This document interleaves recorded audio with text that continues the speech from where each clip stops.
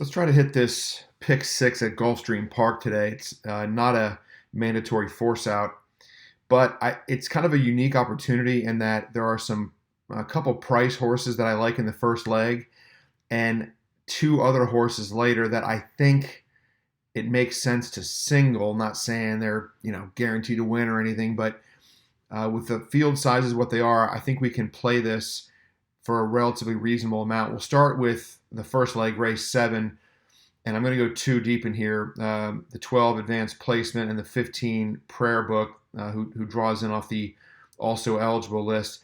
Advanced placement is the interesting one. If you watch the replay of the debut, really terrible start. We don't have fractions from that race, so we can't say how quickly this one closed, but we know that advanced placement was really the only one making up ground late in there.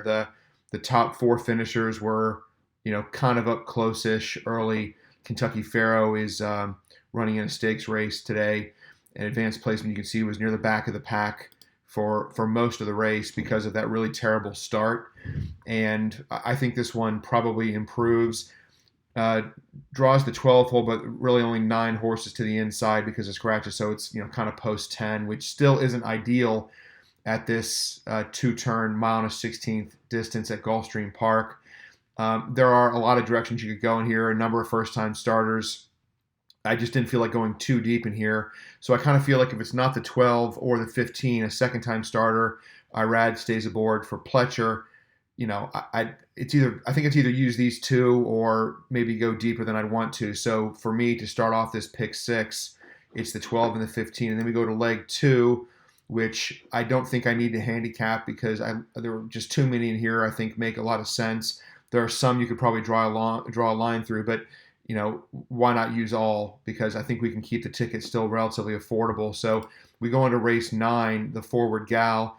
I think it's reasonable to single number 7, Zagel, I think is how you pronounce her name, for Pletcher. Luis Saez won by open lengths against 9 opponents at this 7 furlong distance, earning a 75 buyer speed figure.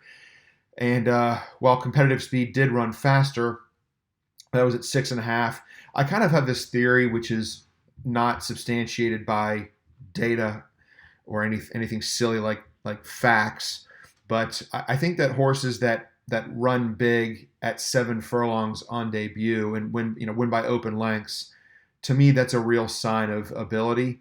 And yes, competitive speed has run a faster buyer speed figure, but debuted for maiden 25 and then beat 5 opponents twice, going 6 and 6.5. I just don't think is in the same league probably as Zagel, the 7 horse. So we're going to single that one here, even though you could probably make a case for including the 3.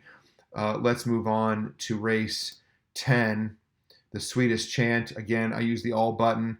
I thought the race was pretty deep. You can make a case for a number of them, and because we're going thin other places on the ticket, I just didn't feel like eliminating horses when I just wasn't that confident in doing so.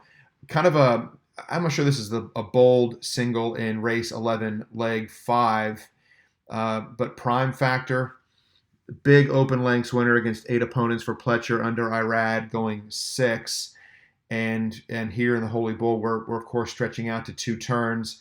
But I've had good luck in the past using horses that romp going 6 when they make their first start going 2 turns. And I know there are some others in here that make a lot of sense, including does Pletcher have another in here? Yeah, Amount, who won by open lengths. You can by going 7. And again, this is another theory that I have that is not necessarily based in data, more just based on my own observations. I think horses that romp at 7 maybe end up being like 7 furlong or 1-turn mile specialists.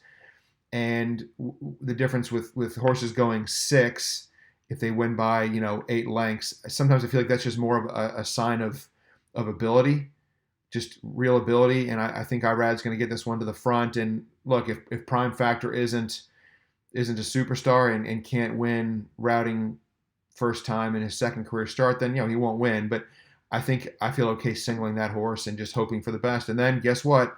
the all button again in race 12 because I did look at the race and there are a few here. Like if I had to go one or two deep, there are some that I could do it, but I'd be holding my breath. And I just think because I singled twice and went too deep once, and because the other field sizes aren't that large, you can go a ticket at this construction. It's only $320 because you play it for 20 cents. So again, we'll start with the 12 and the 15 in leg one, race 7, and this is probably. I mean, it's unfortunate this is the first leg because you hate to be eliminated in the first leg. But I think if you're going to play these tickets the right way, you're not supposed to care where your single is or where you only go too deep using two price horses. And the ticket really is based on this first leg. It's on this opinion. I think the 12 and the 15 in here are both going to offer some value, and I feel I got a pretty good shot at getting by this first leg with these two. That's because I've kind of gone thin here. I can afford to spread out other places. We use the all button in race 8, leg 2. We single the 7 in race 9, leg 3. All button again in race 10, leg 4. Single the 6 for Pletcher and Irad prime factor in race number 11, leg 5. And then we end with, once again, the all button. The third time we use the all button here. $320. It's kind of a bold ticket, but I think we got a shot at maybe a big payday here. So let's do it. Good luck.